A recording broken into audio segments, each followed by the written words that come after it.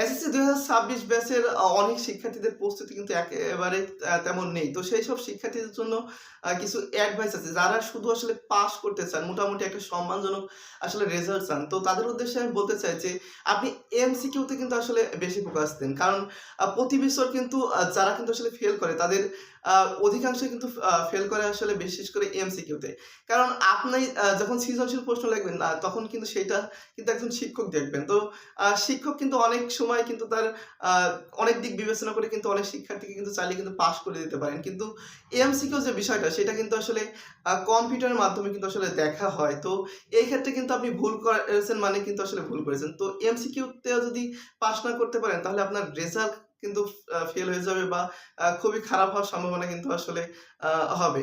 এবং ২য় যে বিষয়টা আসে সেটা হচ্ছে সৃজনশীল। তো সৃজনশীলের জন্য যদি আপনি ক, খ গুলোর দিকে একটু বেশি ফোকাস দেন তাহলে কিন্তু আ অনেক ভালো করার সম্ভাবনা কিন্তু আসলে থাকবে।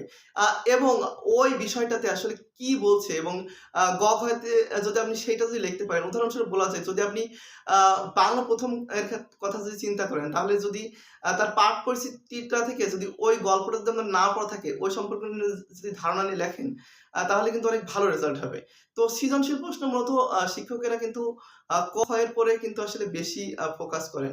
কারণ ক, খ যে স্টুডেন্ট জানে সে অবশ্যই গ, ঘও অনেক কিছু কিন্তু সে লিখতে পারবেন। তো বিশেষ করে আমি এক কথায় বলতে চাই যে আ অল্প সময়ের পরীক্ষায় ভালো করার জন্য অবশ্যই প্রথমত এমসিকিউ তে ফোকাস করতে হবে।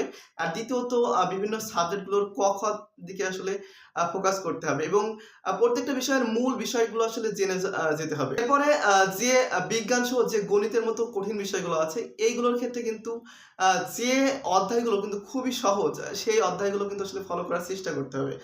কারণ এই অধ্যায় থেকে মাস্ট আমাকে কমন নিতে হবে এমন করে পড়ালেখার চেষ্টা করতে হবে যেন আপনি এই বিষয় থেকে বা এই অধ্যায় থেকে যে প্রশ্নই করুক না কেন আপনি লিখতে পারবেন।